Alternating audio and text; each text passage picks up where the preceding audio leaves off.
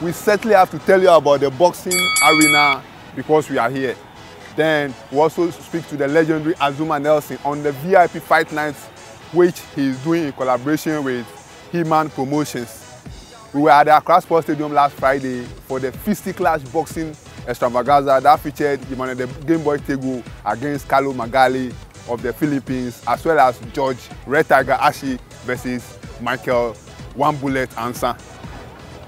Arite Paris was also there. We'll hear from Powers too. Before we go international and look at two big fights that are coming up. That's the Klitschko versus Tyson Fury.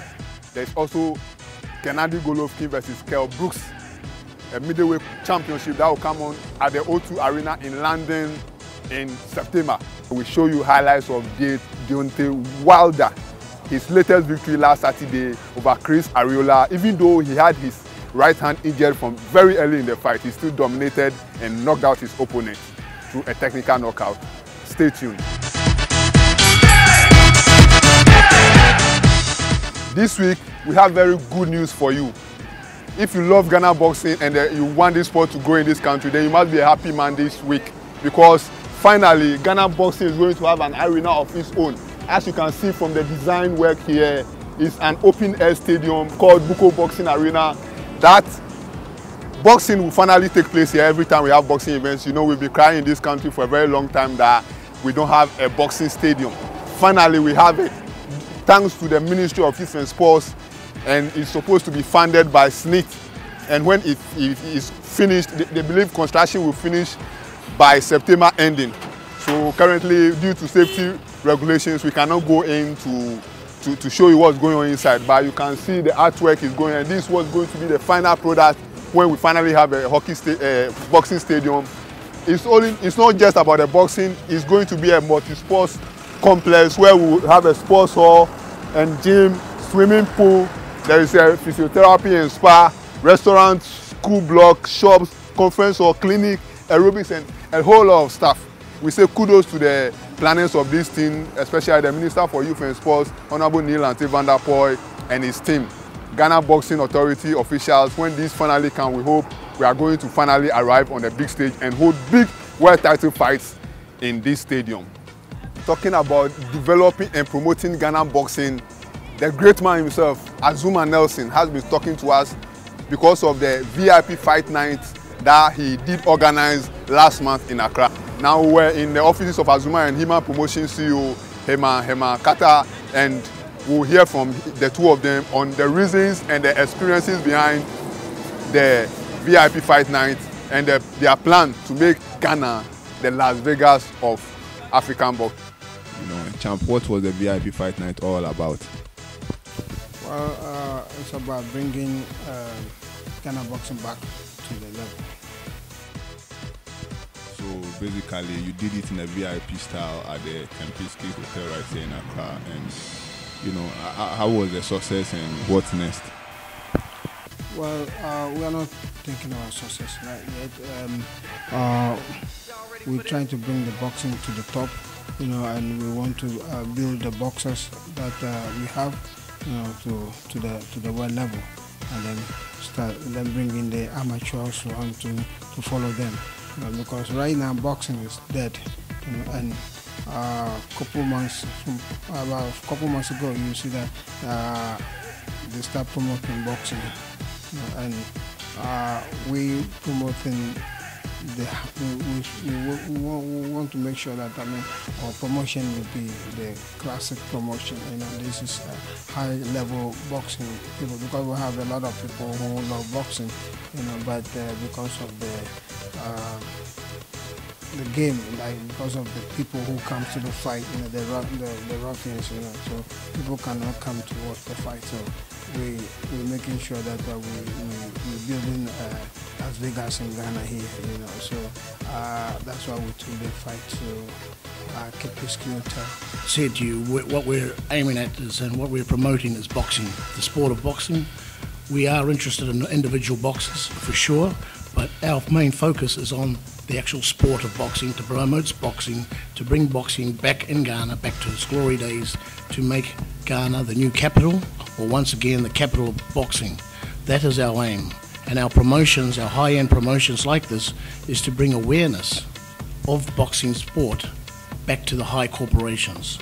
As I've said many a times, it's easy to get money if you're a black star, or if you're a rock star or a pop star. But if you want money to promote and you're a boxer, they won't look at you. And it's been, and once again clarifying what Champ just said, that has been because when you go to most stadiums, the guys who have money, the corporations and businesses, they get overrun by the enthusiasm of our youngsters who just overtake the stadium and make it very uncomfortable. So we gave them this environment where they could sit down with their wives in a comfortable VIP setting, enjoy some good fights, and enjoy the good local fights. So we're slowly building it up, and we are creating this environment where people are saying, wow, look at this, and no more do our boys have to run away overseas. Now everybody's going to come to us. Everybody's going to come back to Ghana, and that's the whole idea. It's showtime now, and you know when we say showtime, it's all about the Game Boy. Emmanuel Tegu, the boxer managed by Black Stars captain Azumah Nelson, was in action last Friday at the Accra Sports Stadium when he took on Filipino boxer Carlo Magali in a WBA International Lightweight contest. Such was the dominance from Tegu. He opened a bump below the eye of his opponent in a very opening round and went ahead round 2, knocked down Magali, but the Filipino was also tough. He went on, he fought for 8 good rounds before his corner refused to allow him to come for round 9.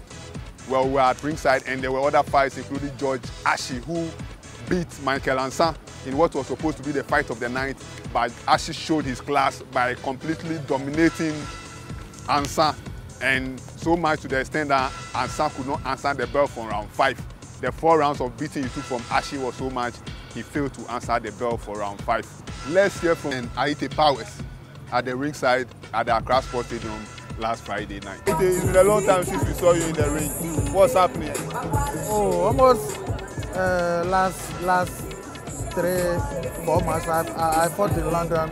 I fought Daniel Mendes and I stopped him round 1. And next month, 27 August, I'm going to fight him because he don't accept the lose. So he won't return man. So I give him return man. So I'm going back to London next month. Let's go international now, and we can confirm to you that the world title rematch between Wladimir Klitschko and Tyson Fury will come on October 29, as we told you 2 weeks ago.